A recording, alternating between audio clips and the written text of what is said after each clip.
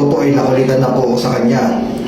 Bilang pagsunod ko sa trabaho o sa pagsunod ko sa nakakataas sa akin. Okay, ito na, nagpaliwanag na si Manong Guard. Bakit niya pinaalis yung titinda ng sampagita doon? Yung marami nagsasabi kasi na hindi kinausap yung babae na nagtitinda ng sampagita ni Manong Guard. Pero ang totoo, ilang beses na doon niya kinausap. Kaya panoorin natin ang video ito sabay-sabay. Magandang umaga po sa inyong lahat. Unang-una po ay humihingi po ako ng pasensya sa mga nakapanood doon sa video nag-viral doon sa batang nagtitinda ng sampagita. Hindi ko po yun ginusto. Sinusunod ko lang po yung trabaho ko bilang security guard. Sana po maintindihan nyo. Pero doon po sa napanood ko na video, yung tatay ng bata nagsalita na. Sabi niya, isa daw siya mabait na magulang. Okay, ito lang po yung sa loobin ko. Kung magulang po kayo, sana magulang po kayo. Hindi niyo po sana pinapayagan yung anak niyo na nagtitinda kung saan-saan. At saka dun sa bata na sabi niyo ay bata yun, makulit. Opo, makulit nga po at bata. Sa totoo po ay nakulitan na po ako sa kanya. Bilang pagsunod ko sa trabaho o sa pagsunod ko sa nakakataas sa akin, sinaway ko ito yung bata. Pero ayaw po magpasaway ng anak niyo.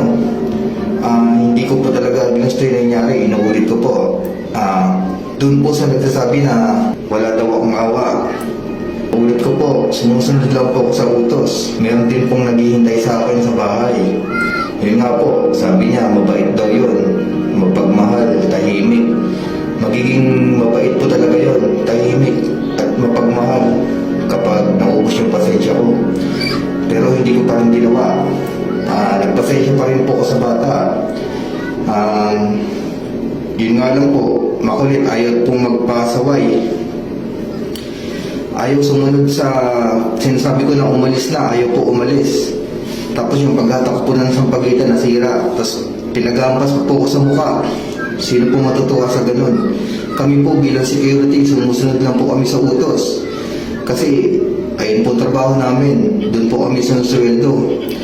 Sana naman doon po sa magulang, sabi niyo magulang po kayo. Magpakamagulang po kayo, huwag niyo po hahayaan ang anak niyo na magtinda kung saan-saan.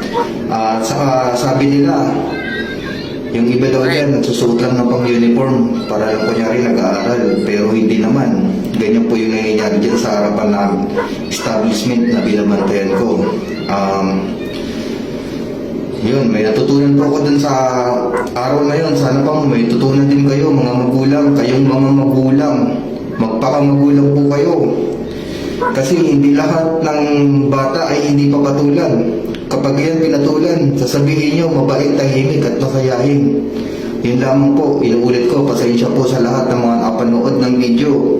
Hindi ko po yung ginusto, ay po ay sumusunod lang ako sa trabaho ko. Maraming pong salamat sa inyo. So narinig niyo naman paliwanag ni Manong Guard kung bakit nagawa niya lang dahil sinusunod niya lang yung mga utos sa kanya ng nakakataas sa kanya ng mga superior dahil pagka hindi niya sinunod yung nag-uutos sa kanila, siya ang malilintikan. So marami nagsasabi kasi rito na hindi kinausap ni Manong yung babae na nagtitinda ng sampagita sa Mega Mall. Pero ang katunayan, marami na nakasaksi na ilang beses na kinausap yung sampagita girls na bawal magtinda dyan pero nagmatigas pa rin yung babae na umalis. Kaya napilitan si Manong Guard na gawin ang hindi magandang pangyayari dahil sa kakulitan, katigasan ng ulo at pinagmumura pa siya. Siyempre, tao lang, nauubusan tayo ng pasensya. Sabi pa nga ng mga nakasaksi, kung mahaba ang pasensya mo, mauubusan ka ng pasensya sa batang to.